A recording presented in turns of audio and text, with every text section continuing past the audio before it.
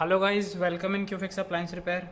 आज आप देखेंगे हमारे पास LG side by side refrigerator की एक पीसीबी है, जिसमें कि प्रॉब्लम आप देख सकते हैं वीडियो में चल रहा है। प्रॉब्लम इस तरीके का प्रॉब्लम आ रहा है, इसमें on off bar bar on off हो रही है ये, और रिले की आवाज़ आ रही है इसमें। तो आज हम इसे रिपेयर करने वाले हैं कि इसमें प्रॉब्लम क्या है। तो आपको मैं दिखा देता हूँ एक बार कि ये जो पीसीबी है, इसमें पहले भी ये फ्यूज़ आप देख सकते हैं किसी ने बांधा है। पहले ये फ्यूज़ बर्न हो गया होगा, तो किसी ने इसमें तार बांध रखा है। तो अभी सबसे पहले हम इस फ्यूज़ को चेंज करेंगे और उसके बाद मैं आपको सप्लाई लगा के दिखाता हूँ कि इसमें प्रॉब्लम क्या है। तो ये हमारे पास 3.15 एम्पेयर का फ्यूज़ है, ये मैंने लगा दिया यहाँ पर। और अभी हम इसमें सप्लाई देंगे और सप्लाई दे के देखेंगे कि इसमें प्रॉब्लम क्या है।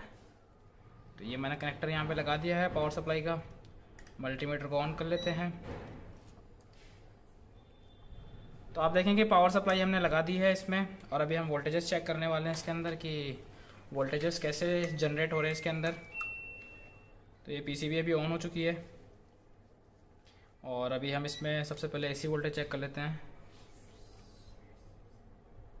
तो आप देखेंगे यहाँ पे 245 वोल्ट जो एसी के हैं वो यहाँ पे इनपुट हो रहे हैं इसमें। और अगर हम अभी डीसी वोल्टेज चेक करेंगे इस तरफ, तो आप देखेंगे यहाँ पे एक ये रेगुलेटर लगा हुआ है 7805 छोटा वाला, जिसमें कि हमें वोल्टेज चेक करना है। तो हम अभी इनपुट में चेक कर रहे हैं वोल्टेजेस। सॉरी, ये वायर हिल गया था हमारा। तो आप देखेंगे यहाँ पर इनपुट में से 9 वोल्ट के आसपास मिल रहे हैं, 9 8। ये वोल्टेज जो है ये वेरी हो रहे हैं। और अगर अपन आउटपुट में चेक करेंगे तो यहाँ पे वोल्टेज जो है 4.9 वोल्ट जो कि ठीक मिल रहे हैं। लेकिन आप देखेंगे इससे पहले ये जो वोल्टेज है ये काफ़ी कांस्टेंट नहीं है, एक जगह पर ये ड्रॉप हो रहे हैं।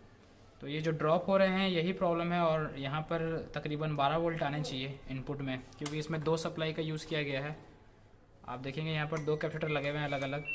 तो अगर अपन इसका वोल्टेज चेक करेंगे तो यहाँ पर आप देखेंगे ये भी वोल्टेज जो है ये ड्रॉप हो रहे हैं, मतलब 14 13 कुछ इस तरीके से। और ये जो दूसरा कैपेसिटर है यहाँ पे वही 9 वोल्ट के आसपास आ रहे हैं जो कि ड्रॉप हो रहे हैं। तो हमें ये जो वोल्टेजेस है ये प्राइमरी की तरफ चेक करना है। अभी हमने सेकेंडरी चेक कर लिए, प्राइमरी की तरफ अपन चेक करेंगे इसे। तो आप देखेंगे ये जिसका ऑटो कपलर है इसकी तरफ अगर अपन वोल्टेज चेक करेंगे डीसी सप्लाई, तो आप देखेंगे ये वोल्टेज भी ड्रॉप हो रहे हैं। इसका मतलब ये कि इसका जो प्रॉब्लम है वो प्राइमरी साइड में प्रॉब्लम है।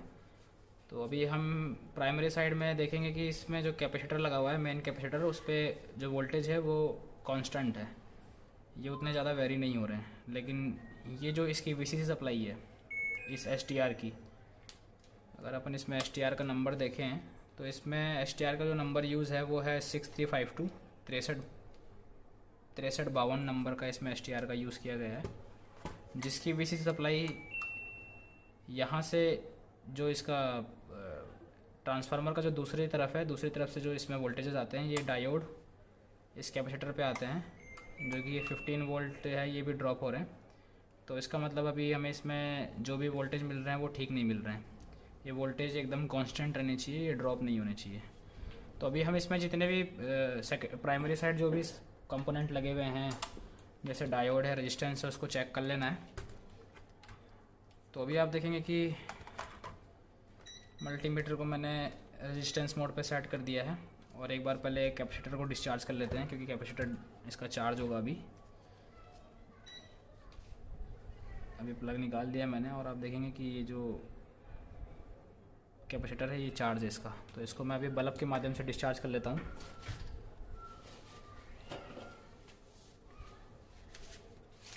तो ये हमारा बल्ब है, तो ये भी आप देखेंगे डिस्चार्ज कर दिया मैंने इसको पूरा।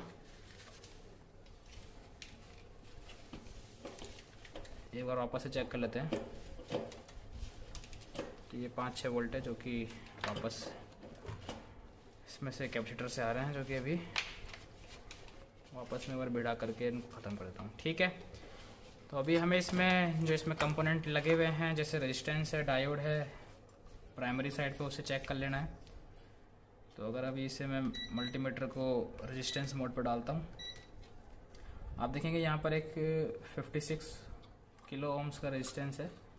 इसको चेक कर लेते हैं। ये ठीक है रेजिस्टेंस, उसके बाद आप देखेंगे कि यहाँ पर एक डायोड लगा हुआ है, डायोड को भी चेक कर लेते हैं। तो ये डायोड भी ठीक है, और उल्टी तरफ से भी चेक कर लेते हैं। तो आप देखेंगे कोई भी रीडिंग नहीं आ रही है, इसका मतलब ये डायोड ठीक है। और अभी वापस से रेजिस्टेंस मोड पर डालते हैं मल्टीमीटर को, और यहाँ पे देखेंगे तो यहाँ पे 680 ओम्स की रेजिस्टेंस लगी हुई है। यहाँ पे लिखा हुआ है सब जगह जो भी रेजिस्टेंस इसमें यूज़ हुई है, जैसे आप देख पाएंगे तो यहाँ पे लिखा हुआ है 680, 6.8 के। तो ये सारे डायोड के नाम और जो भी रेजिस्टेंस की वैल्यू है वो यहाँ पे मेंशन है। तो अभी हम ये दूसरी रेजिस्टेंस है, इसको भी चेक कर लेते हैं। पहले ये रेजिस्टेंस चेक कर लेते हैं एक बार। तो आप देखेंगे ये तो 680 ओम्स सही है, और ये 6.8 के है, जो कि ये भी सही है।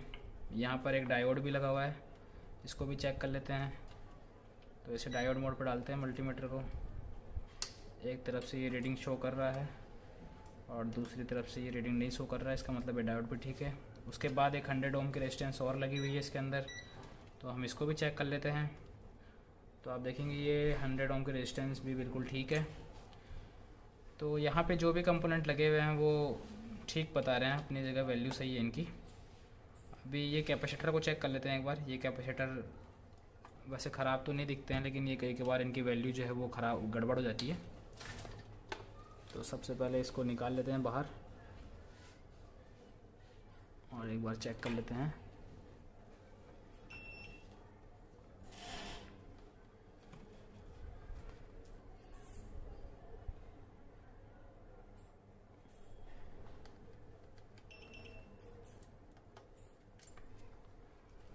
तो ये कैपेसिटर मैंने अभी बाहर निकाल लिया है।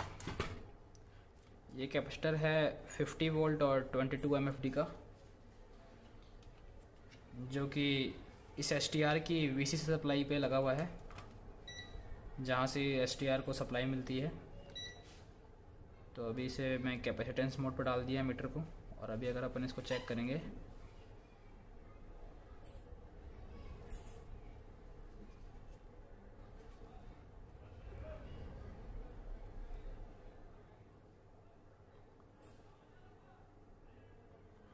तो आप देखेंगे इसमें 17 MFD जो है इसमें कैपेसिटेंस दिखा रहा है ये, और ये कम ज़्यादा हो रहे हैं।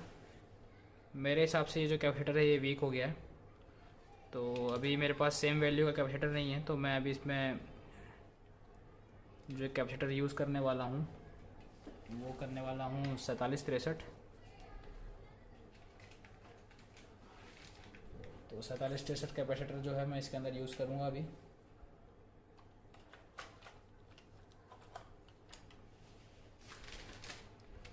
तो आप देखेंगे ये मेरे पास कैपेसिटर है 4763। तो अभी मेरे पास सेम वैल्यू का नहीं है, लेकिन मैं ये लगा सकता हूँ इसके अंदर, कोई प्रॉब्लम नहीं है इससे। और इसको लगाने के बाद हम देखते हैं कि हमारा जो प्रॉब्लम है वो सॉर्ट आउट होता है कि नहीं, क्योंकि वैल्यू कम आ रही है इसकी।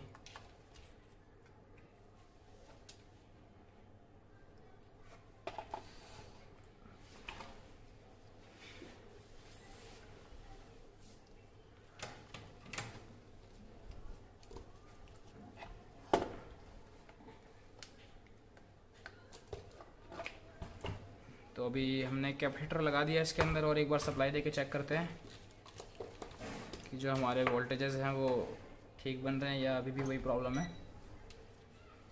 तो सप्लाई हमने लगा दी है इसके अंदर, अभी इसमें सप्लाई आ भी चुकी है।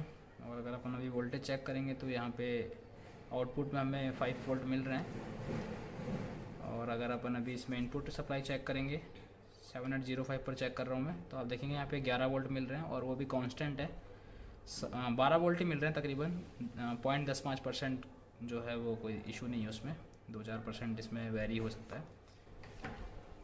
तो अभी हमारा जो केबल था वो बार बार हिल रहा था, तो मैंने अभी इसमें डायरेक्ट केबल सोल्ड कर दिए। वापस से वोल्टेजेस चेक करेंगे तो STR की जो सबसे पहले 320 वोल्ट चेक कर लेते हैं यहाँ पर, जो कि यहाँ पे आप देखेंगे 333 वोल्ट आ रहे हैं यहाँ पे DC, जो कि ठीक है। उसके बाद यहाँ से हम चेक करेंगे जो पॉजिटिव है, इसकी VCC सप्लाई है ये STR की, जो कि आप देखेंगे यहाँ पर कांस्टेंट है 13 वोल्ट। और अगर इसकी आउटपुट साइड चेक करेंगे तो हम ये अभी इनपुट चेक कर रहे हैं, जो 7805 पे इनपुट सप्लाई जाती है 12 वोल्ट की, जो कि अब बिल्कुल कांस्टेंट है। और अगर आउटपुट तो इसकी पहले भी कांस्टेंट थी, जो कि अब भी कांस्टेंट ही है। तो आपने देखा कि ये जो कैपेसिटर था हमारा, ये कमज़ोर हो गया था, ख़राब हो गया था, जिस वजह से हमारे वोल्टेज ड्रॉप्स आ रहे थे। तो ये प्रॉब्लम कुछ इसीलिए प्रॉब्लम आ रही थी हमारे इस पावर सप्लाई में।